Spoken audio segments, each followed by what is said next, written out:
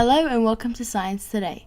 This evening we're joined by a man that has spent years examining the work of Robert Koch and Louis Pasteur. He has joined us today to discuss the two great scientists that have changed our understanding of bacteria and their contribution to diseases. Kevin, how are you today? I'm good, thank you. How are you? I'm good. So let's jump right into it. Can you give us a brief history of the two great scientists that we're talking about today? I certainly can, Miriam. Let's start with Louis Pasteur. Louis studied in France in 1822 to 1895. He was originally more artistic than he was academic, but guided by his mentor, he took on more studies to compensate for his academic lack. During his coursework, Louis always doubted the theory of spontaneous generation, which stated that living organisms can form without the descent from similar organisms, hence why he performed his now infamous theory named Swan neck flask. Here's a video for the viewers to be able to better understand the theory and how it worked. Scientists work every day to solve the mysteries of the universe. Some, though, go their whole careers without solving one frickin' mystery. But others get lucky, or they get creative, and they find answers by trying stuff out. In science, we call this experimentation. The Swan neck flask experiment. In 1862, Louis Pasteur set out to prove that living things did not spontaneously come into existence. They had to come from some other living thing. Now that seems like a no-brainer to us, but at the time, most people believed in spontaneous generation.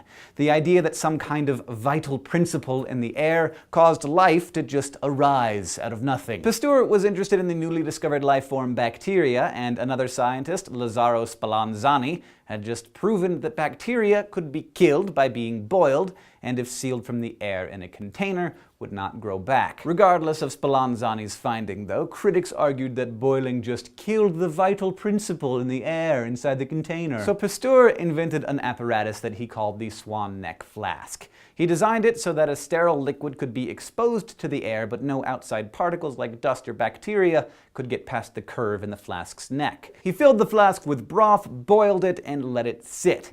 Even though it was exposed to the air, the broth never became contaminated with bacteria, proving that air itself had no vital principle. As a result, the theory of spontaneous generation, enemy of science, was dead once and for all. Thank you for that. Now I have a better understanding of his contribution to science. Now can you tell me about Robert Koch? Yes, I can, Miriam. Robert was born in Germany and got his medical degree from Göttingen. He made many contributions to the field of microbiology, and because of him we understand a lot more about infectious diseases. One of his experiments included the disease anthrax in sheep. He found anthrax-infected sheep, extracted the anthrax, and placed the bacteria in petri dishes, and many colonies of the disease produced. He infected healthy sheep and found that they got infected as well. Koch's postulates are the steps that determine if a particular microorganism is responsible for causing a particular disease. The following video will better explain Koch's postulates.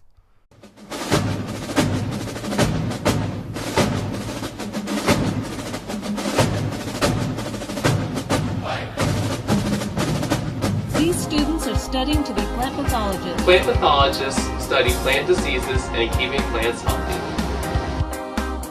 Amber is studying a diseased plant, and she thinks she's onto something new. I've never seen anything like this before. I think I've discovered something new. You're going to need some evidence. How do you know that this organism is really causing the disease? Tim's right. Amber is going to need evidence in the form of Koch's postulates, the set of 4 criteria to link an organism as the cause of a disease. The criteria were established by a German scientist, Robert Koch, in the late 1800s. First, the pathogen must be found in all plants with the disease, but should not be found in healthy plants. Second, the pathogen must be isolated and grown in pure culture. What are you doing? Are you trying to isolate something from this plant? Yeah.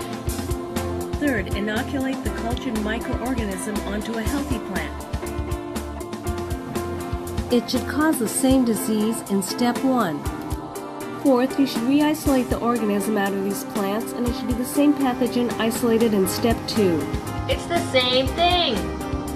Maybe you do have a new organism. First, the microorganism must be present in all cases of the disease. Second, the pathogen must be isolated from the disease host and grown in pure culture.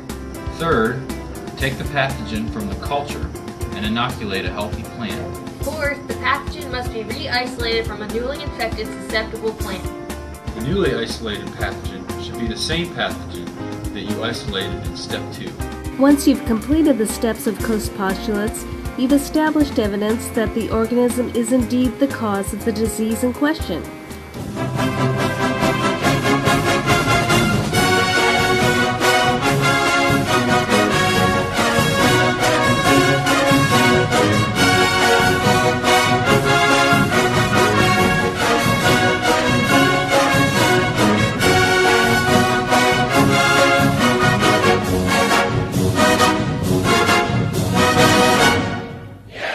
Thank you for that, Kevin.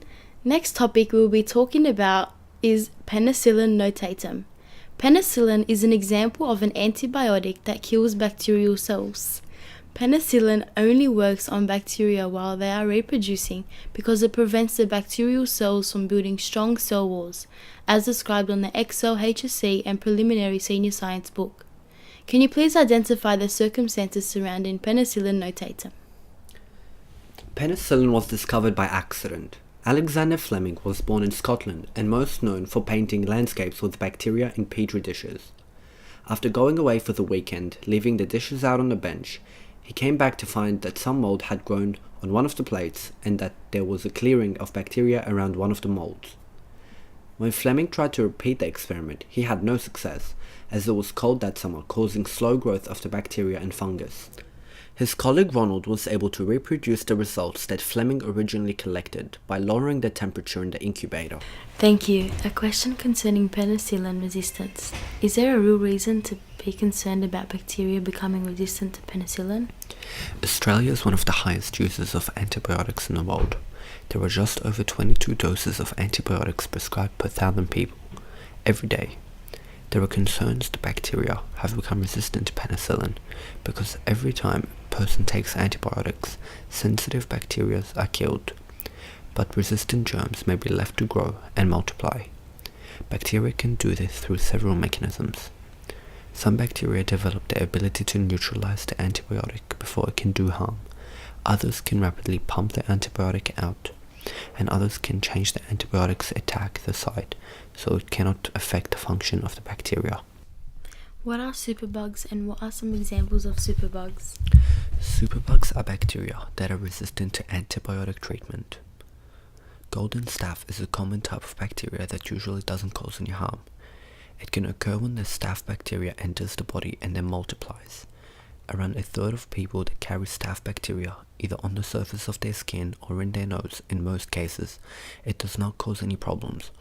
Though if it does enter the body, the bacteria might multiply in wounds and create boils which could lead to an infection. Gonorrhea is a sexually transmitted disease.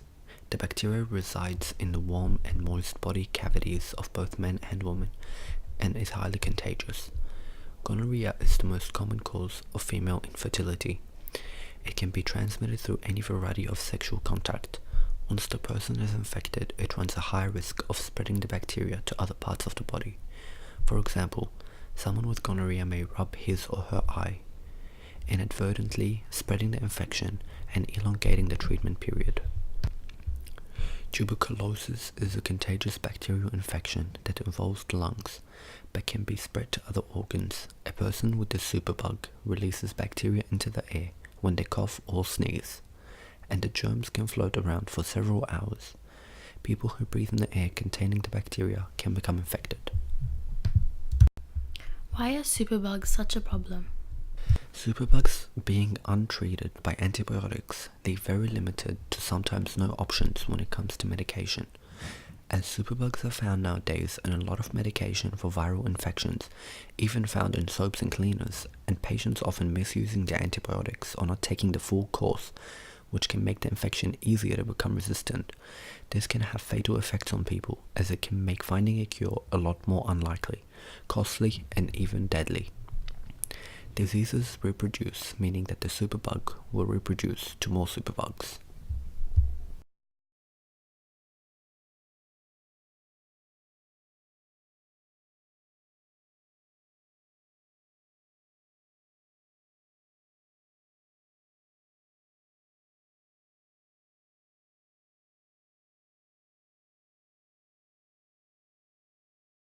Is there some research going on to do with superbugs?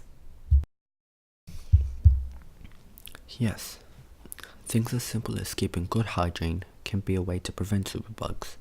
Other ways could be using antibiotics less frequently and only when necessary. Using the antibiotics as they have been prescribed, hospitals could lessen the production of superbugs by using a particular amount of antibiotics at one time.